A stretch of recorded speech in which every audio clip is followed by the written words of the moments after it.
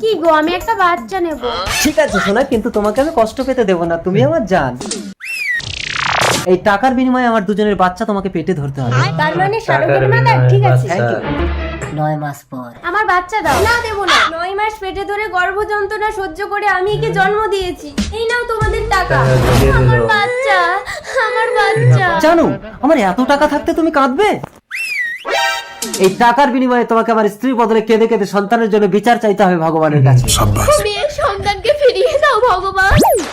মা, তুমি দয়াময়ী। কাঁদিস না বাছা, এই নে তোর সন্তান। ওকে কেন বাচ্চা দিলে মা? ওটা আমার সন্তান, আমাকে দাও। তোমাকে ডাকার জন্য আমার স্বামী ওকে টাকা দিয়েছে। টাকা পয়সা বুঝি না, যে আমাকে ভক্তি করে ডাকবে আমি তাকেই আশীর্বাদ দেবো।